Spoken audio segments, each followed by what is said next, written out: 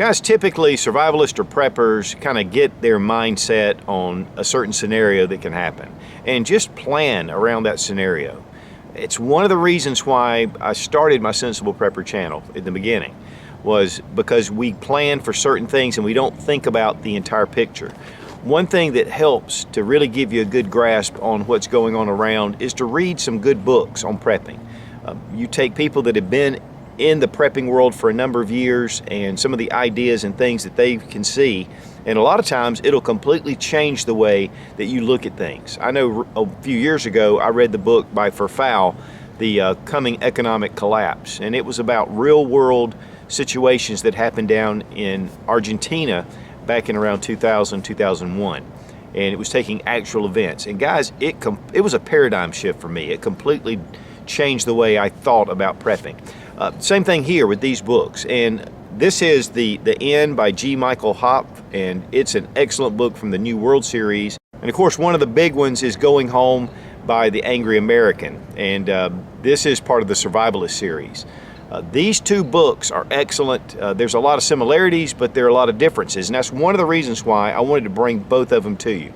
Because currently, these guys have just collaborated on a book together called The Hope.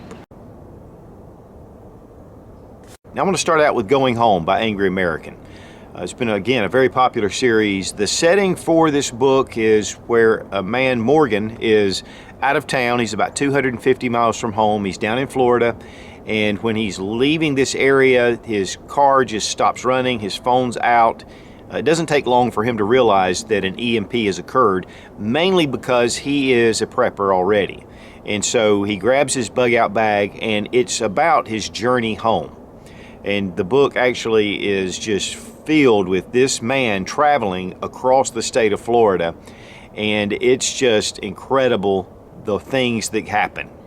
And really, guys, when you look at the way that the Angry American sets this up, it really makes you think about a lot of different things. Now, one of the things about the Angry American and the way he writes is he gets into a lot of the details. He goes into really a lot of the cooking and preparation for his food that he has, going into details about some of his gear and equipment. Not too technical, enough to keep the story very interesting, but still almost a guidebook into certain things that work for him and that don't work. One thing is using night vision, the night vision goggles and things like that, encountering people on the road, the different types of people that you might encounter. Because what's happening now is you've got people walking all over. It's set in more of a rural setting, and so there's not a lot of urban or suburban areas, even though he does go into a number of towns. And some of the things that he stands for to face, and some things that you can think about that you may have to face in a situation just like this. One thing, though, that he does is, because I don't want to get into the story, I don't want to spoil this story because it is really exceptional. But there is some government conspiracy going on, and of course martial law ensues, and people just run out of food. And so it's a great book to sit down and just read through. And again, it gives you a lot of different ideas, especially if you're watching this channel already. You probably already have a prepper mindset. Hopefully you've already started kind of putting back some food and some water and supplies. And so, but guys, I'm a sensible prepper. I'm not into the bunkers and all that kind of stuff at this point, but I do believe that being prepared for different situations is just smart. And that's one of the things we have here. And so whether it's security, whether it's personal security, whether it's communications, there's a lot of areas that Angry American touches on. And I think it's really great the way he sets it up. Now, as far as the background of Angry American, he was an industrial electrician. So there's a lot of technical things that he understands that he does bring into the book, but very easy to digest. I mean, it's just done very well. It's very entertaining. There weren't honestly any areas where I started getting bored. Just reading through it, and it kept you excited the whole time. Now next I want to talk about The End by G. Michael Hopf. I will go ahead and talk about his background, which he was in the U.S. Marine Corps. He was a combat veteran Marine and has a lot of experience in that area. Then he became a bodyguard. He traveled around the world. So it's a totally different perspective with G. Michael. I mean, he has a totally different idea about what happens. Now, again, it is an EMP, but the setting is in Southern California in a very suburban area and urban areas as well.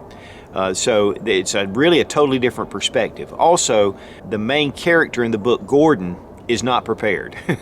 I mean, they haven't prepared food or water or anything. He has the mindset, but he hasn't done anything to prepare, and so it goes from ground zero to getting some things taken care of. And he recognizes that it is a problem. One of the things that both of these books kind of cover is that people are just walking around messing with their cell phones. They can't figure it out, especially in Southern California with some of the blackouts that they've had in the past. It's just another blackout. It'll be a number of days.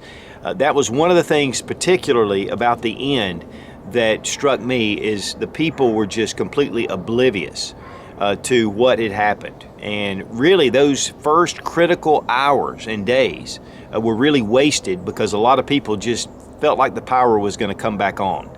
And both books kind of set that up a little bit.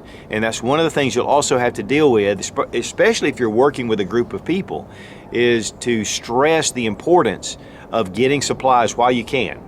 Both books, of course, the grocery stores and everything ran out of funds right away. One thing that's critical about both books, and I've said this a number of times, is to have cash.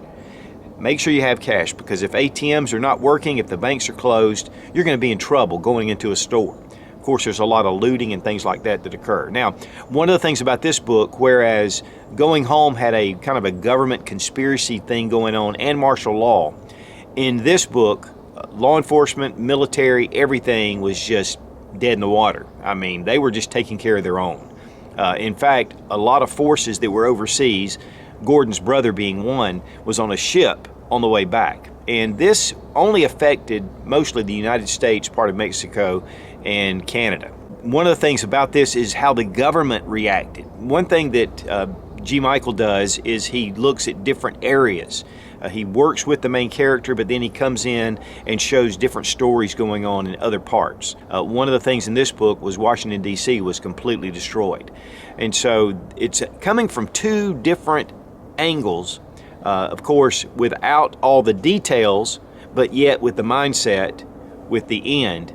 And then with Going Home, there's a little more detail, a little more, specifics. So I think while this book is excellent and it's very easy to read the story, it's very captivating. And two, one thing that was really fascinating about this book was dealing with the neighborhood. He lived in a neighborhood, and the first thing he tried to do was get them organized, and some of the ego problems that were going on, which depict, honestly, what I could see happening easily. So guys, we have two books here that I think you definitely need to check into. Going Home by Angry American, and also The End by G. Michael Hopp. Just two different perspectives, two different areas of the country. EMPs for both, but definitely different type scenarios. And you'll gain a lot from either one of these books. One thing that I want to warn you about, though, is when you read either one, you're going to want to go to the next one. And so, in fact, I haven't gotten the next ones yet. This one's been out for a while, and a lot of guys have been reading it, and this is one of the staples, but I think this one as well is going to be an excellent book to read. But guys, whatever you do, get books, read them. One thing that I like to do is to have a book specifically, because if the electronics go out, I can go back and reference those books. Whether you're taking notes in them, whether you're, learning and getting some information down, you've got it right there at your fingertips. Now, of course, these are available as audio. They're also available electronically, and you can do that as well. But I highly recommend getting them in the book form, because that's really going to save you in case things really go south. Be strong, be of good courage. God bless America. Long live the Republic.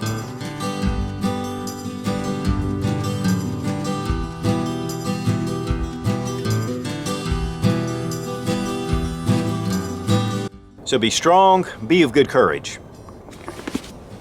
Florida, and seriously. And as I've said, preppers are crazy, but they're not as crazy as they used to be. Isn't that right, Sootch? That's exactly right, sensible prepper. At least someone agrees with me.